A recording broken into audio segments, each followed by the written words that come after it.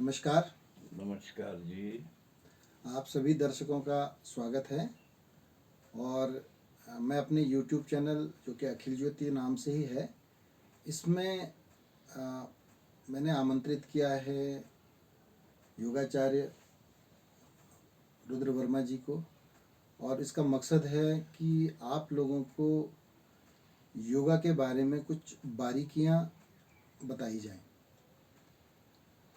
क्योंकि योग तो अपने आसपास सभी कर रहे हैं, सभी लोग सिखा रहे हैं, लेकिन कुछ बारीकियां ऐसी हैं जिनका अगर पता लग जाए तो एक साधारण व्यक्ति भी, चाहे वो बीमार हो, बिस्तर में हो, चाहे वो बिल्कुल स्वस्थ हो, अपनी एक्सरसाइज वगैरह करता हो, हर व्यक्ति उन बारीकियों को शामिल करके अपने इसमें योगा का समावेश कर सकता है। और उसका एडवांटेज क्या है कि इन छोटी छोटी क्रियाओं से आप एक बड़ी शक्ति अपने अंदर अर्जित कर सकते हैं और बड़ा बदलाव ला सकते हैं।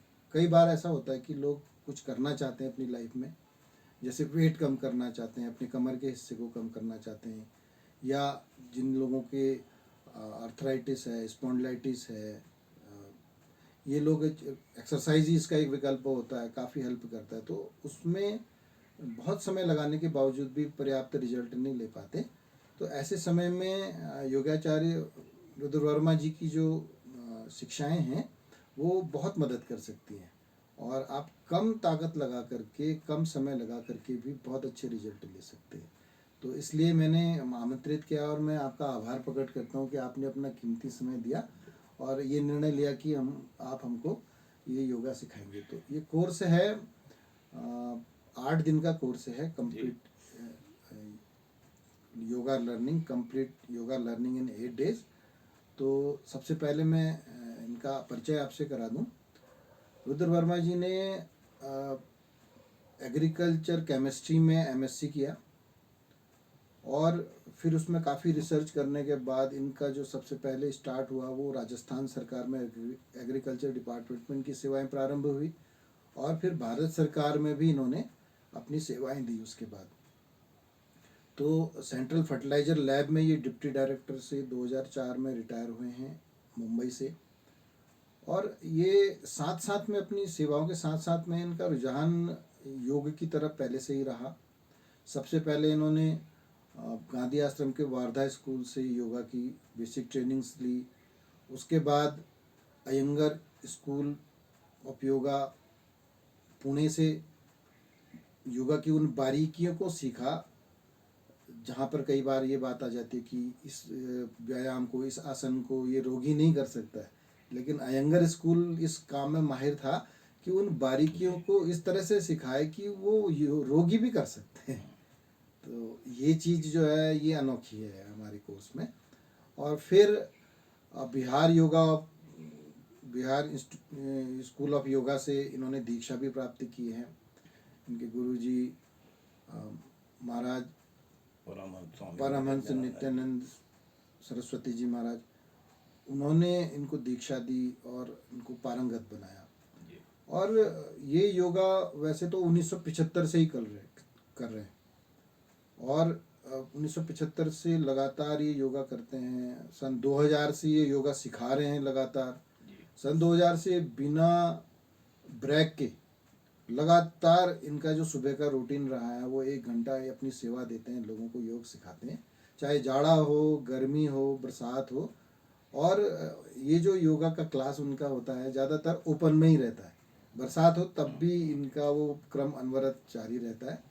और इनका जो असर है वो क्या है कि 1970, यानी आज 55 साल हो गए, 1970 से इन्होंने कोई मेडिसिन नहीं लिया, बिल्कुल स्वस्थ रहे हैं, हर दिन काम किया है, हर दिन योगा को लेकर के लोगों के पास आए हैं, उनको सेवाएं दी हैं।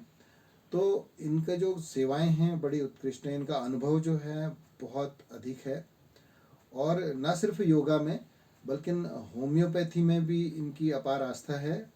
1970 से इनकी योगा के खुद अध्ययन करके इन्होंने बहुत सारी जानकारी ली, उसकी प्रैक्टिस भी की। फिर मुंबई जा कर के इन्होंने विल्सन स्कूल की जो विल्सन कॉलेज ऑफ होम्योपैथी, उनमें इवनिंग क्लासेस भी अटेंड करी अपने, जब ये डिप्टी डायरेक्टर थे सेंट्रल एग्रीकल्चर लैब में, फर्टिलाइजर लैब में, तो वहाँ पर भी इन्होंने इवनिंग क्लास अटेंड करके उसकी जानकारी भी बढ़ाई। तो होम्योपैथी में इनका बहुत बड़ा कंट्रोल है और हस्तक्षेप है, और दूसरा नेचुरोपैथी से ये शुरू से जुड़े हुए हैं। तो ये इन्होंने एक चीज़ और बताऊँ, इन्होंने डिप्लोमा भी किया है, मैं देखूँ इनका नाम, डिप्लोमा इन्होंने नेचुरोपैथी एंड यौगिक साइंस, TNYS, अखिल भारतीय प्राकृतिक चिकित्सा परिषद दिल्ली से। जी, अखिल भारतीय प्राकृतिक चिकित्सा दिल्ली से इन्होंने ये डिप्लोमा किया है। ये 3.5 साल का डिप्लोमा होता है और 6 महीने का प्रैक्टिकल होता है। तो अपने रिटायरमेंट के बाद इन्होंने ये भी इसमें पूरा किया। अच्छा, एक चीज़ मैं इनके बारे में और बता दूं कि इनको ना प्रकृति का, सूर्य का और ये पर्यावरण का प्रभाव जो हमारे ऊपर पड़ता है, मनुष्य के ऊपर, उसकी बहुत गहरी जानकारी है। बहुत बड़ा इनका अपना अनुभव उसमें है, अध्ययन उसमें है। तो इन सब का भी लाभ आपको बीच बीच में इस प्रोग्राम में मिलता रहेगा। और मैं ये रिक्वेस्ट करूँगा आपसे कि थोड़ा सा बताएं कि जो 8 दिन में आप कैसे योगा सिखा देंगे। कंप्लीट योगा लर्निंग सेशन हमने नाम रखा है, तो 8 दिन में हम लोग कैसे सिखा देंगे इस योगा को? देखिए, मैं बचपन से ही अपने ध्यान में रहता था कि स्वस्थ कैसे रहा जाए। हमारे ग्रैंडफादर 108 वर्ष की आयु में गोलोकवास हुआ, उनका बहुत आशीर्वाद रहा। आज़ादी से पहले का मेरा जन्म है। रुझान था योग अभ्यास करने के लिए, सुनते रहते थे, लेकिन कभी मेरी माँ ने मुझे परमिशन नहीं दी सो जाने के लिए। मेरा पहला रुझान हुआ 1965 में। डॉक्टर ओम प्रकाश जी आए थे हमारे घर पर। वो उस समय तक रहे और वो चुपचाप छुप करके योग अभ्यास करते थे। मैं उनको देखता था, लेकिन उन्होंने मुझे कभी बताया नहीं। पूछने पे भी उन्होंने टाल दिया और मना कर दिया, ये बच्चों का काम नहीं है। जी। सोच बहुत बड़ी होती है, सोच इन्वेंशन के लिए बन जाती है कि अगर हमें मना कर दिया तो हम क्या करें, कैसे करें। तो एक आस्था बनी रही। कृषि मंत्रालय में जब मैं पहुंचा तो डेपुटेशन पे भेजा गया था 1975 में। जी जी। नेशनल एग्रीकल्चर कमीशन विज्ञान भवन में होता था। तो वहाँ जा कर के हमारे बॉस थे डॉक्टर रमाकांत मिश्र, वो इंडिया मेट्रोलॉजिकल डिपार्टमेंट के डायरेक्टर जनरल थे और मेरे बॉस थे। तो वो बिल्कुल ही हठयोगी थे, यानी उनका पहनावा भी जो है ना बिल्कुल ही सफ़ेद धोती, सफ़ेद टीटी की बनियान, उसके ऊपर सफ़ेद टोपी, और वो किरमिच के जूते यानी कैनवस वाले जूते उन पहन करके आते थे। करजन और लोकसल में रहते थे। उनका भोजन अन्न रहित था, यानी सब्जियां और फल के ऊपर ही आश्रित थे वो। तो मेरे को कहते थे कि तुम मेरे लिए सब्जियां ले आया करो, फल ले आया करो। तो मैं उनके लिए अपना लंच बॉक्स ले जाता था, उनके लिए फल। तो उनसे हमने कच्ची सब्जियां खाना सीखा, करेले खाना सीखा, फल खाना सीखा, और उनके साथ हम शेयर करते करते अपना लंच बनाना भी भूल गए। तो वो हमारी शुरुआत हुई एक रुझान प्राकृतिक फूड के ऊपर। चलता रहा धीरे धीरे जीवन में। 10 साल 1965 और 75 के बाद निकले, और करीब 20 साल 75 से 95 तक निकल गए। इस बीच में मुझे फिर मौका मिला मिनिस्ट्री से नागपुर जाने का। तो नागपुर से वारदा ज़्यादा दूर नहीं, तो सेवाग्राम वारदा में हम चले गए और वहाँ जा कर के हमने कुछ जानकारी अपने योग अभ्यास की दी, और उसमें कुछ माहिरी भी हासिल की, और हम अपना अभ्यास घर पर करते रहते थे।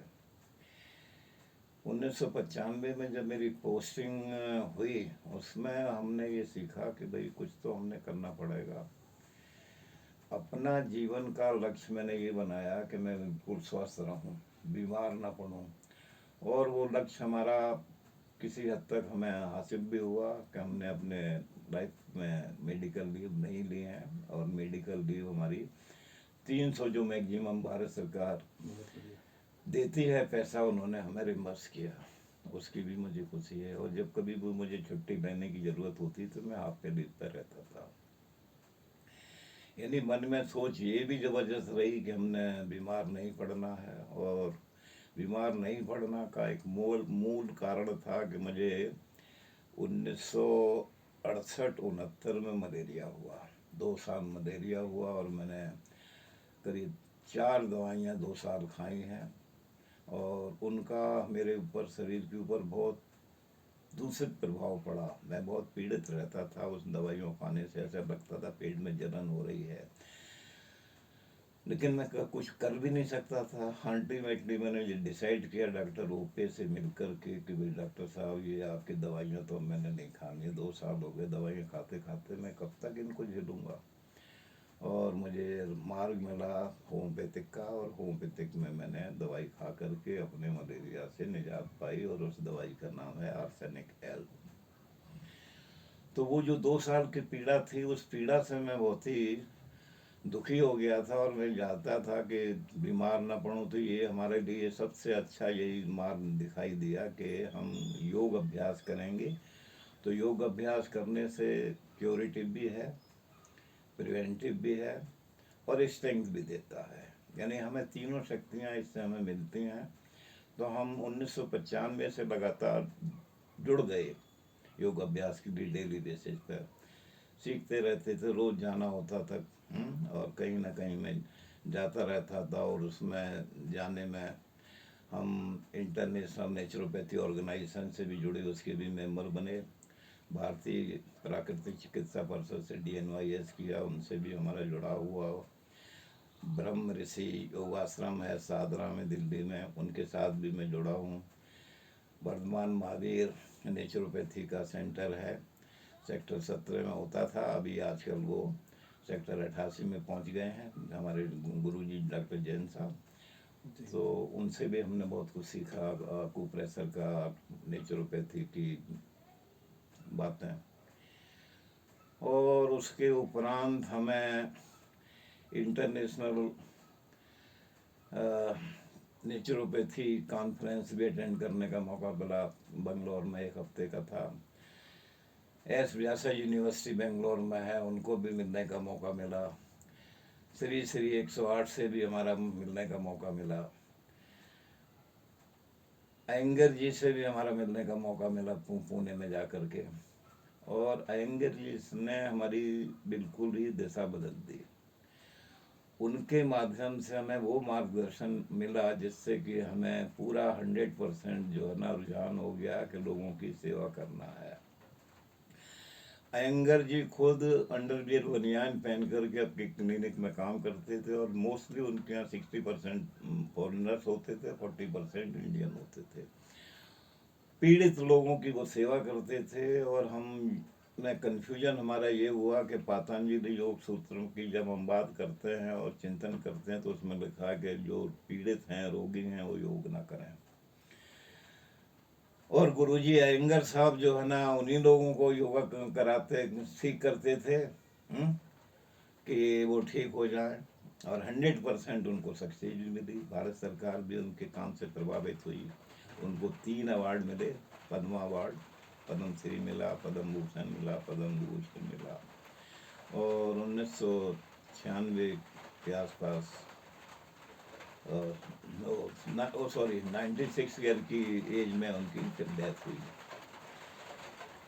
तो उनके पास में जाकर के इसलिए गया था कि गुरुजी आप जो काम कर रहे हैं उसमें और पतंजलि में थोड़ा सा हमें अंतर महसूस हो रहा है कि आप रोगियों के लिए काम कर रहे हैं, और वो कहते हैं कि रोगी काम योगा ना करें।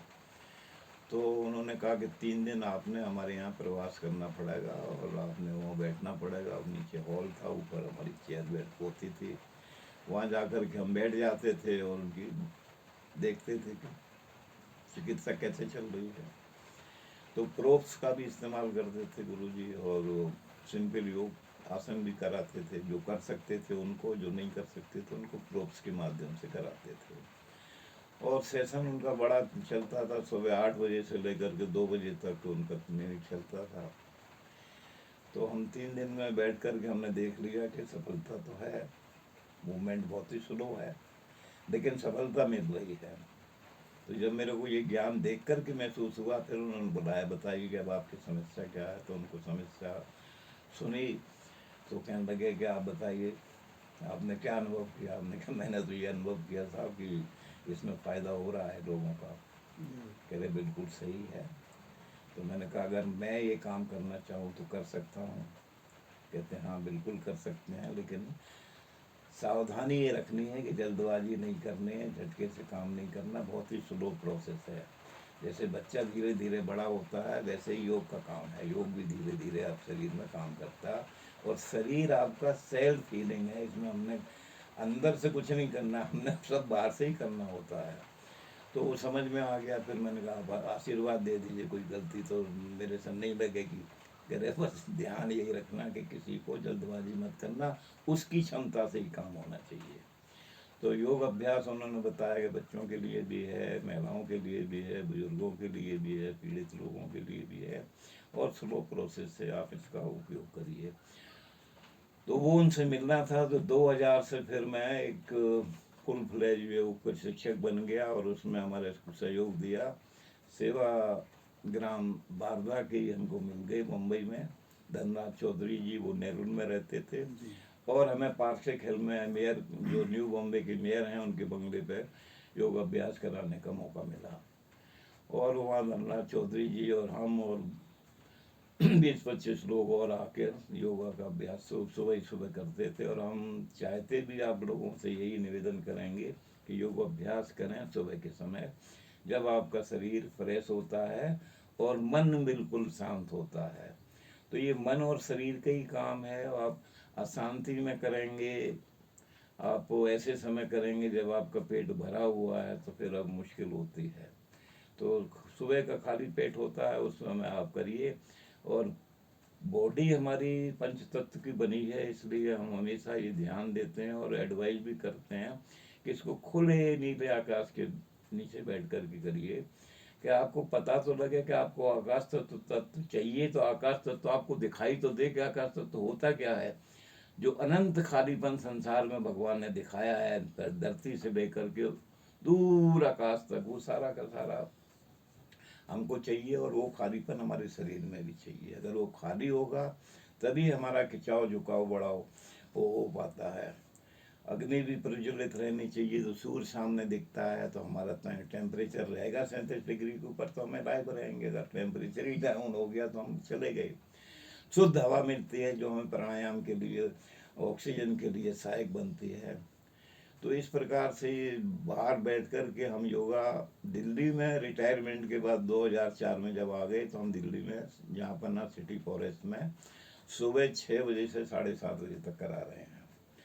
और सुबह 6 बजे दिल्ली में सर्दियों में तो बहुत अंधेरा होता है, 7 बजे सूरज निकलता है, तो अंधेरे में बैठ के करते हैं।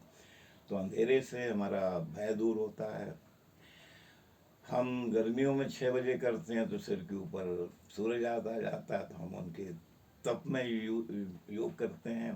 तो हमें दोनों अवस्था में योग करना आता है, कि ठंड में भी हमें योग करना आता है, गर्मी में भी योग करना आता है। और बरसात में अगर बरसात होने लगी तो हम लोग फिर वहाँ से उठते नहीं हैं। उस दिन हमारा जल योग आनंद होता है। और बचपन की याद करते कि जब रेनी डे हुआ करता था तो हम कैसे एंजॉय करते थे। तो वो एंजॉयमेंट हमारा 365 दिन बिना किसी छुट्टी के चल रहा है। और आजकल मैं यहाँ आपके पास अल्मोड़े आया हूँ, तो इस अल्मोड़े आने में भी हमारा योग अभ्यास वहाँ जहाँ पर ना सिटी फॉरेस्ट में ऑलरेडी चल रहा है। क्योंकि हमने जिन लोगों को प्रशिक्षित किया है उनको ये कह रखा है कि ये दीपक जो है ना योग का, बुझना नहीं चाहिए, अनवरत चलना चाहिए।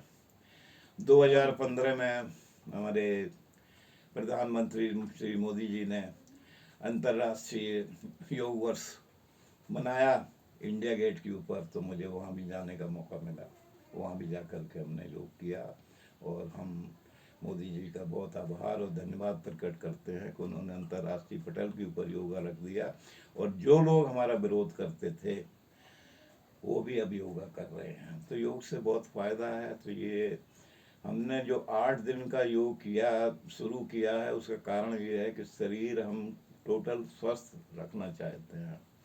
और टोटल स्वस्थ रखने के लिए विभिन्न शरीर के पोस्चर्स होते हैं, उनका सबका उपयोग करना है। हमें खड़े होकर के सुविधा होती है तो हमें खड़े होकर के एक दिन योगा कराते हैं। बैठ कर के लोगों को सुविधा होती है तो हम बैठ कर के योगा कराते हैं। वज्रासन पे कराते हैं, पद्मासन पे कराते हैं। लोगों को पीठ के बल सीधे लेटने में मुश्किल होती है। कई लोगों को हमने देखा है कि वो लगातार जो है ना एक ही करवट पे सोते हैं, तो हम उनको पीठ के बल लेट करके योगा कराते हैं, उनकी स्पाइन को मजबूत करते हैं। हम पेट के बल लेट करके योगा कराते हैं, हम सूर्य प्राणायाम आसन कराते हैं, और विभिन्न जो क्लिष्ट आसन है वो भी हम उनको कराते हैं। तो अलग अलग दिन हमने अलग अलग उनको बांटा हुआ है।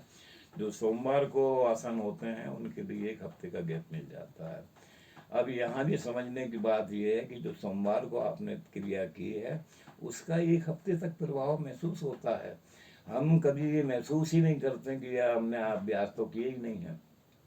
मंगलवार को दूसरा काम हो रहा है, बुधवार को तीसरा काम हो रहा है, बृहस्पतिवार को फिर चौथा काम हो रहा है।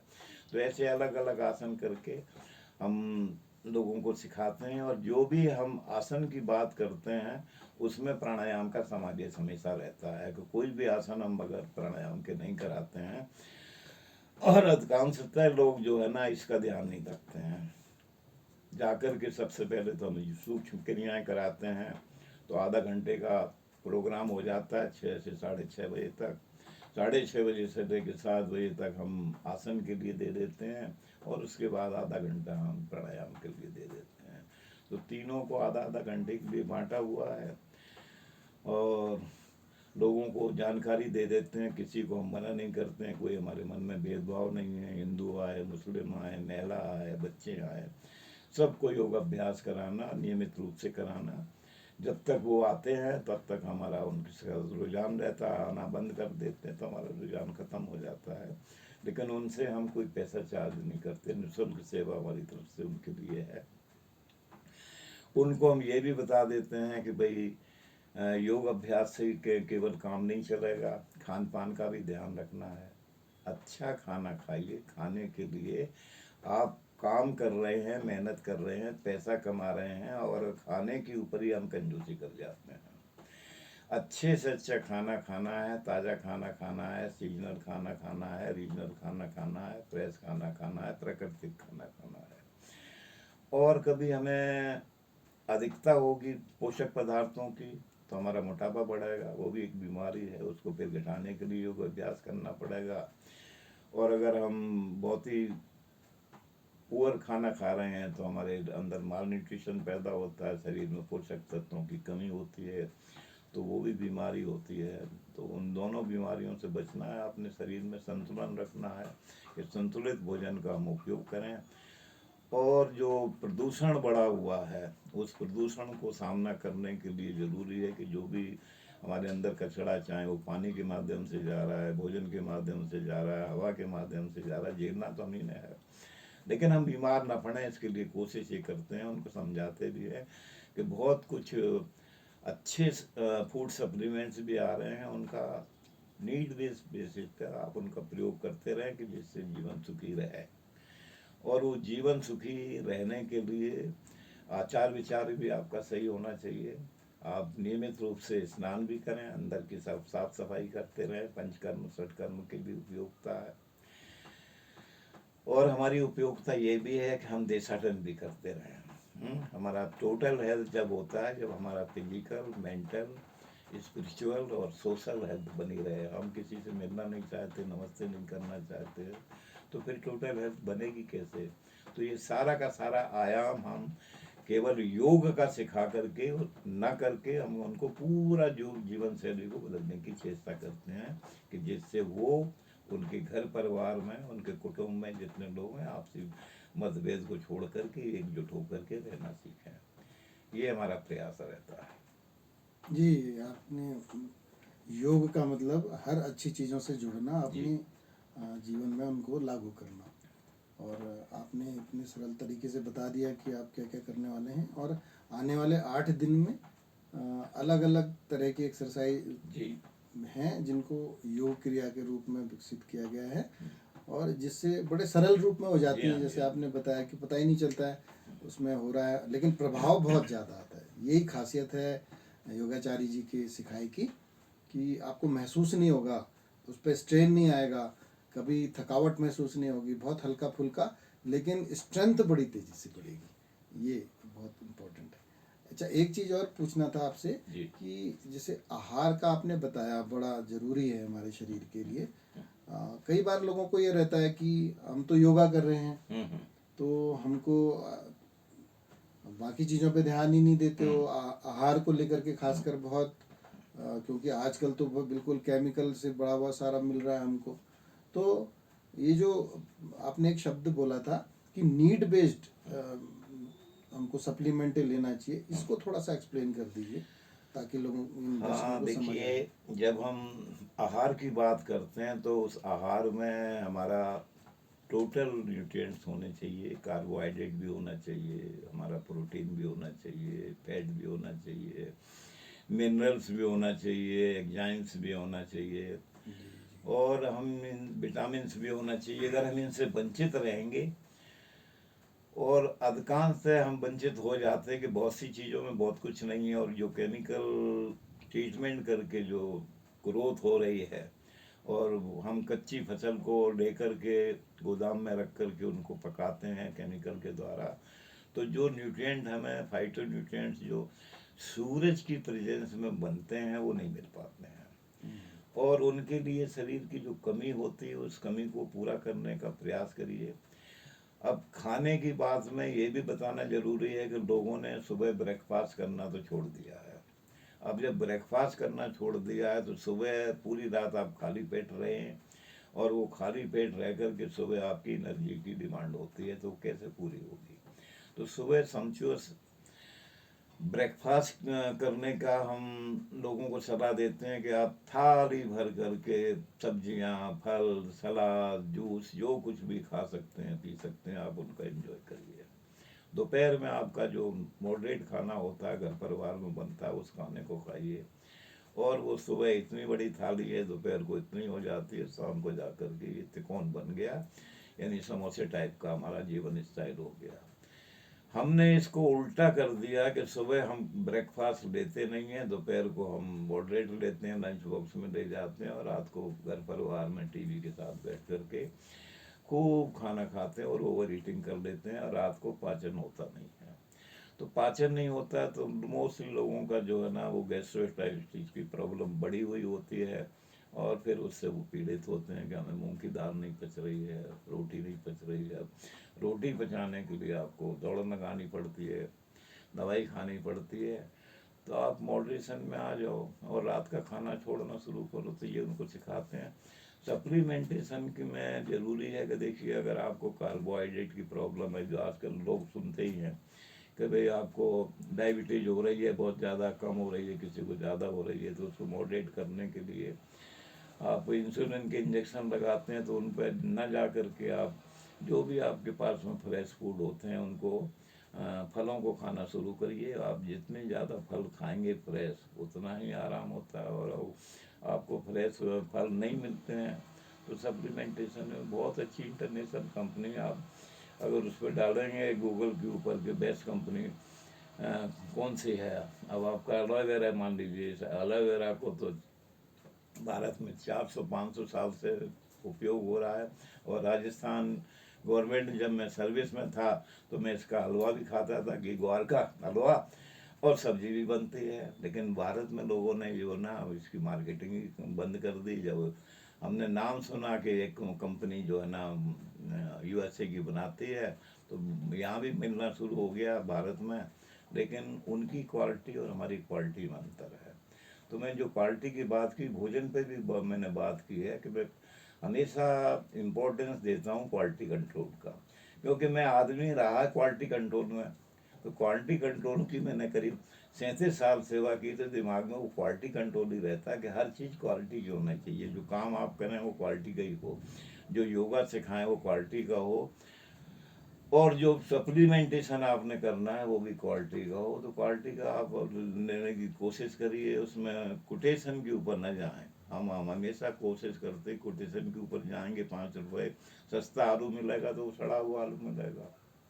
तो इन चीज़ों का ध्यान रखें। यानी जो खर्चा आपका होता है बेसिकली 20% खर्चा आपका फूड का होता है, और 80% जो खर्चा आप लोग करते हैं वो सब अननेसेसरी है, बेकार का फिजूल का खर्चा, फैशन के लिए खर्चा है। उस फैशन के खर्चे को रोक करके आप खाने के ऊपर खर्चा करो, 20 के बजाय 40 कर लो, तो आपका कोई नुकसान होने वाला नहीं है, और आप स्वस्थ रहेंगे, आपकी आयु बढ़ेगी, आपकी खुशियाँ बढ़ेंगी।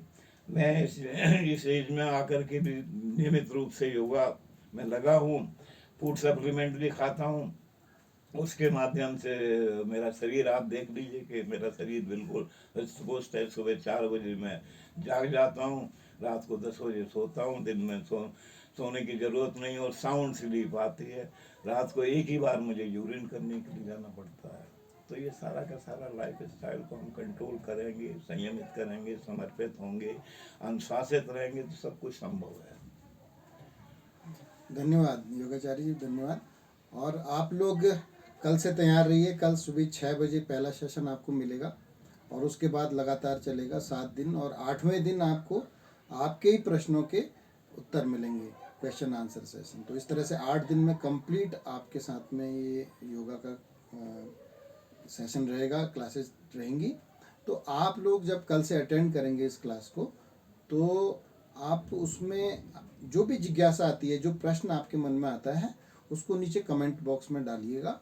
तो हम उन प्रश्नों को लेकर के 8वें दिन योगाचार्य जी से पूछेंगे कि क्या क्या उनके सॉल्यूशन हैं।